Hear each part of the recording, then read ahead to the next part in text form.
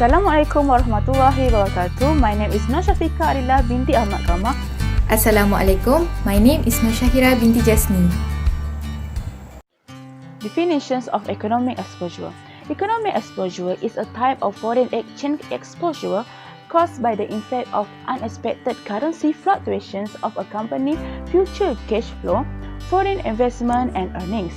Economic exposure, also known as an operating exposure, can have a substantial impact on the company market value since it has a far-reaching effect and is a long-term in nature. Multinational companies having a numerous subsidiaries overseas and the transaction in a foreign currency face a greater risk of economic exposure. Exchange rates volatility affects not just multinationals and large companies, but it also affects small and medium-sized enterprises, including those who only operate in their home country. Companies can hedging against unexpected currency fluctuations by investing in the foreign exchange trading. Economic exposure matters most to companies conducting foreign business as it directly impacts their operations. However, with increased global trade, the effects of the economic exposure are felt by all consumers as it can impact the price paid for the foreign goods. Measuring economic exposure are quite difficult because company must accurately estimate cash flows and the exchange rate. When a foreign subsidiaries get positive cash flow after it corrects the currency exchange rate, the subsidiary's net transaction exposure is low. It will become easier to estimate economic exposure when currency exchange rate display a trend and cash flow are known. Basically, economic exposure can be measured by using statistical measurements of sensitivity, which is the first one is sensitivity of future home currency value of firm's assets and liability to random changes in exchange rate, and the second one is the sensitivity of firm's operating cash flow to random changes in exchange rate. Usually, the method used by analysts to measure economic exposure is by using simple regression equation as shown in equation here, P equal to alpha plus beta S plus error terms. The regression equation estimates the connection between price and exchange rate. The random error terms E is equal to 0 when there is constant variance, while alpha and beta are the estimated parameters. The equation also will give a straight line between P and S with an intercept of alpha and slope of beta. The parameter beta is expressed as forex beta or exposure coefficients. It also indicates as the level of exposure. D is a formula how to we calculate the exposure coefficients B, which is a beta. B is equal to PS divided to the variance S, where the covariance is the covariance between the ringgit value of the asset and the exchange rate. Meanwhile, for the variance is the variance of the exchange rate only. A measure of the degree to which is return on two risky assets move in the tandem. A positive covariance means that asset returns move together. A negative covariance means returns move inversely. Example for second sensitivity. Suppose that Malaysian firms has an asset in British whose local currency price is random. And suppose there are only 3 states which the state is equally likely to occur. The future local currency price P of asset in British as well as future exchange rate S would be determined depending on the realized state of the world. For case 1, we assume the price of asset in British are £980, £1,000 and £1,080. Let's say each price is a state and obviously has 1/3 probability. The forecast exchange rate, which is S, has also been estimated, and now we can calculate the price of asset in ringgit by multiplying the state price asset with exchange rate. For this example, in the case 2, local currency price of asset and exchange rate are negatively correlated. As we can see, in the case 2, the price is decreasing. State 1, the price is euro 1,000. Meanwhile, for the state 2, the price is decreasing from 1,000 to the euro 933, and state 3, the price is again decreasing by the euro 875. This offset the exchange rate risk substantially. A negative beta indicates that the exchange rate fluctuation cancel the fluctuations in the price. Moreover, in this case, we do not need a forward contract because we do not have any economic exposure. We look to example 3. In the case 3, local currency price, as we can see, the assets are fixed at the euro 1,000.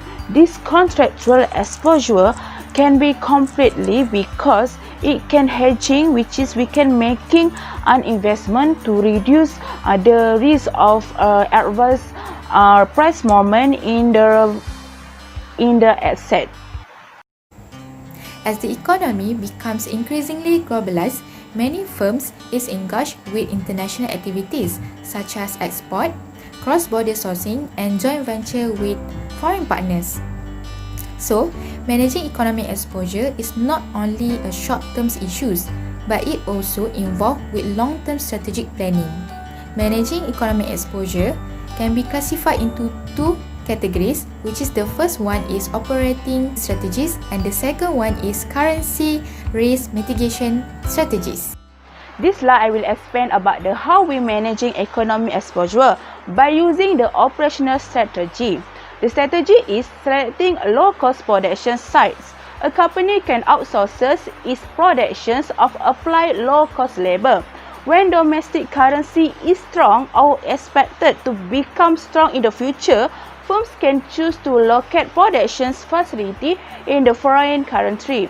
For example, Honda built North America factory in response to a strong yen, but later found itself importing more cars for the Japan due to weak yen and increased the exchange rate volatility. The another strategy is we use the R&D and product differentiations. A company can continually invest in the research and development. Subsequently, it can offer innovative product at a higher price. For instance, Apple smartphones set the standard for high quality for their smartphones. When dollar depreciates, it will increase the price of the smartphone Apple.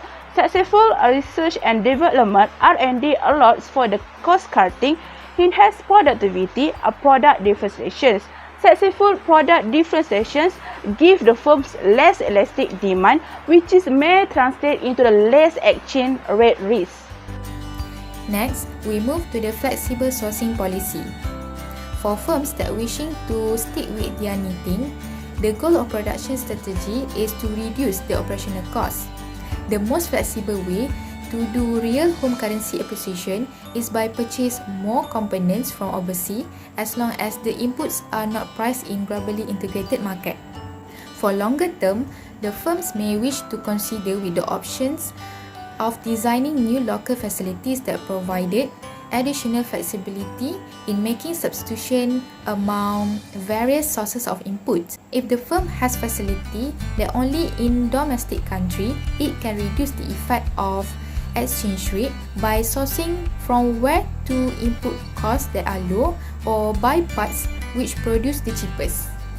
For example, Japan Airlines hired foreign crews to remain in international routes but later contemplated a reverse strategy in the face of weak yen. Next, for the diversification of market, the firm should diversify the market of its product as much as possible in terms of what market to sell and the relative marketing support. Market selection and market segmentation has provide the basic parameters within which company can adjust its marketing mix over time. Firms may decide to pull out of market that have become unpredictable due to real exchange rate changes. For example, Malaysian firm will increase sales in Mexico if ringgit is appreciated against peso and will reduce the sales in Japan if ringgit is depreciated against yen. Lastly, for operational strategies in financial hedging. Financial hedging can be used to stabilize firm cash flow in response to exchange rate movement without any real economic actions.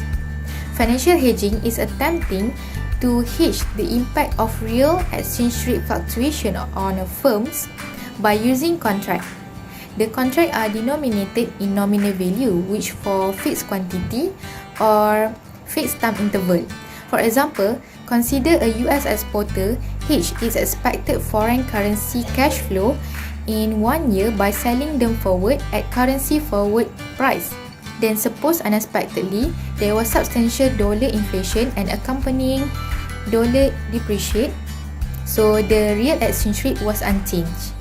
Financial hedging should be seen as a temporary shelter for firms from the unpleasant changes in the competitive environment and allow the firm to have financial capability on short time to decide on real economic response.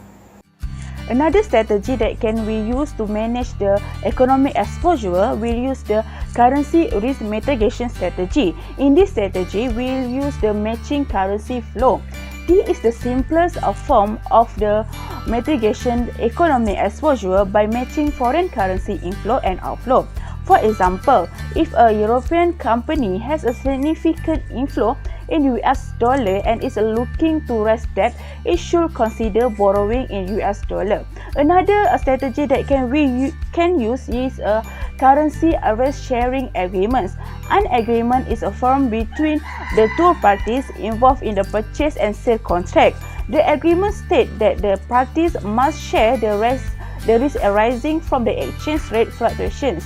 The agreement consists of a price adjustment clauses which is a state that the base price of the transaction will be adjusted in the case of the currency rate fluctuations. Next is back-to-back loan. Back-to-back loan is referred to an agreement between two companies in different countries who borrow offsetting amount from one another in each other currency as a hedge against currency risk for fixed period of time. These strategies will get the both company to manage their forex requirement without going to forex market.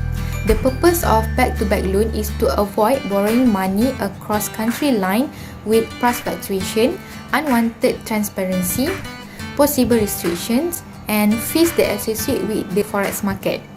These loans are commonly involved with the currency that either unstable or trade in low liquidity.